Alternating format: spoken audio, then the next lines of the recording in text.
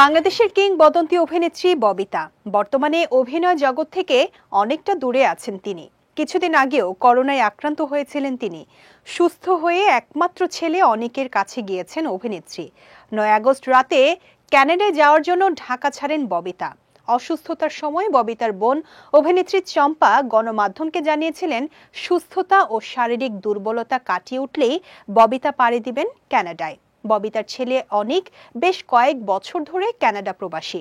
পড়াশোনা শেষে সেখানেই চাকরি করছেন তিনি। অবশেষে সুস্থ হয়ে কানাডার উদ্দেশ্যে দেশ ছেড়েছেন ববিতা।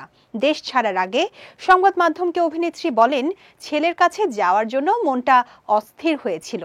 সুস্থ হওয়ার পর তাই দেরি করিনি। কানাডার উদ্দেশ্যে রওনা হলাম।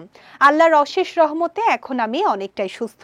তিনি আরো বলেন, যখন আমি আমার অভিনয় জীবনের শুরুতে দেশের বাইরে বাংলাদেশের পতাকা হাতে নিয়ে বিভিন্ন চলচ্চিত্র উৎসবে হেঁটেছি, তখন একজন বাংলাদেশী হিসেবে আমি গর্ব অনুভব করেছি।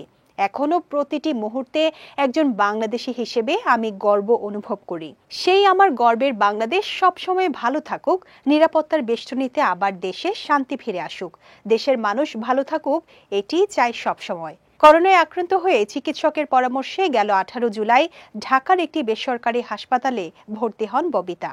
এর আগেও করোনা হানা দিয়েছিল তার শরীরে। 30 জুলাই ছিল ববিতার 71তম জন্মদিন। করোনার কারণে পালন করতে পারেনি জন্মদিনও।